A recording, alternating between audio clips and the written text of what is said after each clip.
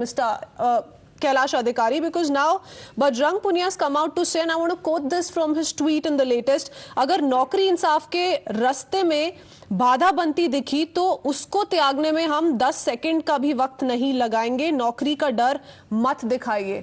Who do you think this is directed to?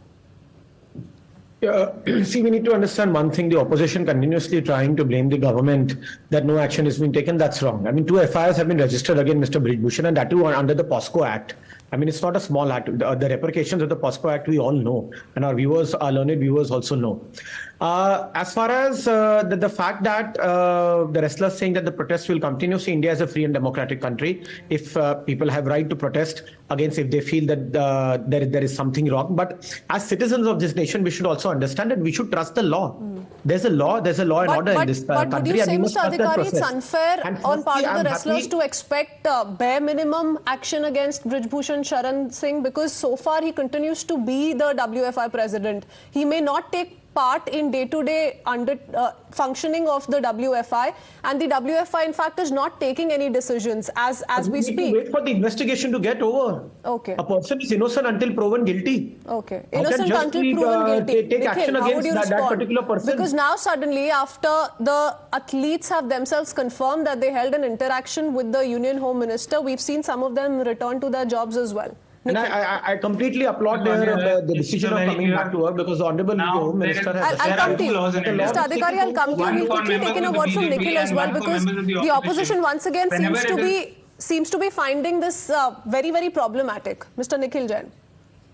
See, there are 2 laws in India now, one for the members of the BJP and the other for the opposition and the critics of the government.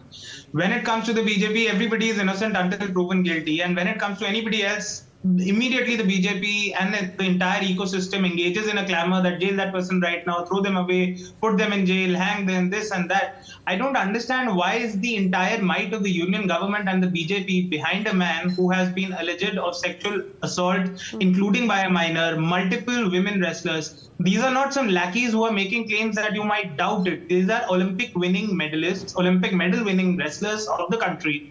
Many of them sitting on protest, and now you've even removed them from the protest spot. You are not able to remove a Brijbhushan from his post completely, but you're able to remove these wrestlers completely. The system is acting entirely unfairly, and honestly, as a political analyst, but what I'm not able to understand is, realistically speaking, can you take action against someone unless they're proven guilty? And in that sense, can the government then be pressurized or rather cornered to an extent by the opposition or the protesting wrestlers to the effect that they are forced to take action against Brijbhushan Sharan Singh?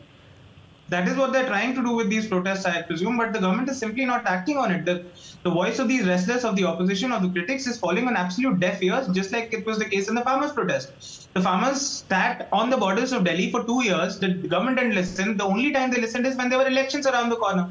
So I think the BJP is sending a very clear message to the people of India that if you want us to listen, if you want to take action against what is wrong or take back what was wrong, vote us out.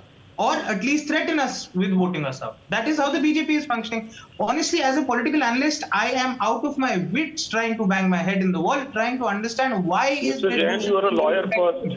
You are a lawyer why first. Can he not be removed?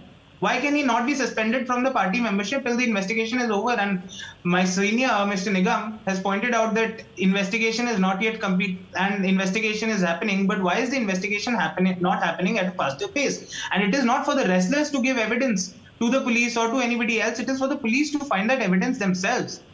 Okay. And we are all seeing what kind of signals the bureaucracy and the police in Delhi are getting when the entire might of BJP because and the government... the government on its part and the Delhi police have been saying that since the entire episode of them being manhandled and detained on the 28th of last month was highlighted time and again and raised and questioned, perhaps, Section 144 was imposed.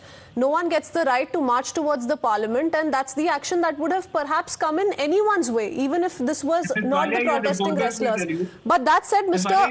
Nigam, the one thing that is being said is on every step of the way, the wrestlers have felt that the demands that they've put out have not been addressed. In fact, no one has heard them out openly. Though the central government maintains, let the probe conclude, law has its own way of going about in this country. Where do you